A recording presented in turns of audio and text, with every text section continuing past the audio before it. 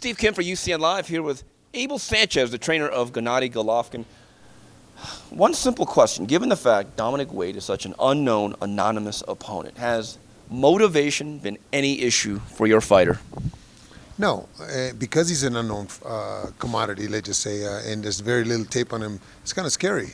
I mean, for me, it's kind of scary because we have nothing to base any kind of game plan on. So we have to go in and be the best we can be, and hopefully Dominic is too, and we have a great fight. If he's not, then Gennady will have an easy time. But I'm preparing and training like if he was the best in the world.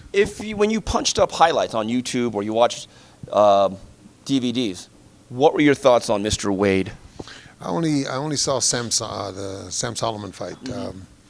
He looked ordinary. He looked a little slow, but he's getting an opportunity to fight for the middleweight title against the best middleweight in the world. I think that's motivation enough to make him not only more focused, but even a better fighter. As you look, is Gennady Golovkin, in essence, competing against himself? Is that what the great fighters do when they take a nondescript opponent? They put him in their place early and often? You know, that has been probably from the outset. He makes things look so easy inside the ring and makes good fighters look mediocre, and he's going to make great fighters look amateurish. That's just what happens with the great ones. When you get Gennady Golovkin, his profile seems to rise every fight, if not every year. Is he essentially the same guy that you had that came into this gym in 2010 and 11? Physically, technically, he's improved a little bit. As a human being, he's still the same humble guy that he was when he first came in. Obviously, the notoriety and the publicity and everything has made him a bigger star, but he's still the same humble guy, works just as hard, helps all the kids in here that are working with him. So, yeah, he's still the same guy in a way. When you look back, do you ever reference, when you're a trainer, you're going to win fights, you're going to lose fights. Sometimes you're going to lose a fight you're not supposed to. Do you ever reference those memories back as you look ahead to April 23rd? Absolutely. You can't get complacent. I had a fight with Terry Norris versus Julian Jackson. I thought that after the first round, we're in a corner, we're high-fiving each other because he's about to kill him. And the second round, we get knocked out. So anything can happen. One punch can change a fight. Nobody's guaranteed anything. So we have to make sure that we're focused for the 12 rounds if it goes 12, and make sure that we're focused here in the gym for the entire time that he's here, not allow him to. In fact, he asked me one day if I had seen the tape because he had not seen it. I says, yes.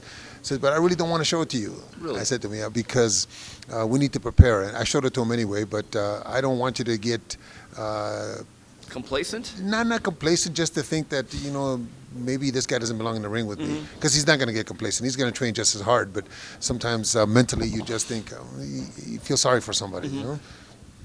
Abel, when you face a guy who's a little bit of an unknown, but he is tall, and he has a reputation, at least from the amateurs, of being able to hit a little bit, he can punch, is fundamentally just setting up the jab right off the bat, is that the most important thing, and just work off of that?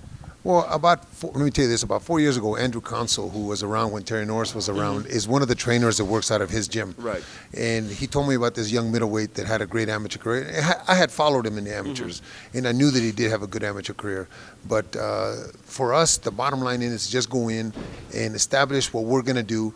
And if he follows or if he fights back, well, then it's going to be a great fight. If he doesn't, then we just have to make sure that we establish the jab, establish our game plan, and whatever happens, happens after that. Abel, in your opinion, is the standard of a great fighter is that they never lose their level of performance regardless of opposition, that they have a certain consistency other fighters do not have? I think so. I think that no matter who they put in front of them, they excel at everything they do. Some may look easier, some may look harder, but the technique and the balance and the punching power is all the same fight per fight. When you look, you're here every day with Gennady Golovkin. In the past, you've said he sets the example. He's my lead dog. Is he still the hardest working guy in this gym?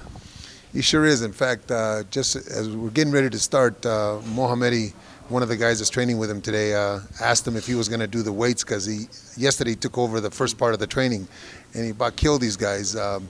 So he asked if he was going to do that. I said, no, we're sparring today. Yeah. We can't have that today. We need some resistance today. Yesterday in strength and conditioning day, he took over the training. He asked me if he could, and I feel sorry for the rest of the guys. All right, Abel Sanchez, April 23rd. He's in the corner of Gennady Golovkin, who takes on Dominic Wade. This is Steve Kim for UCN Live.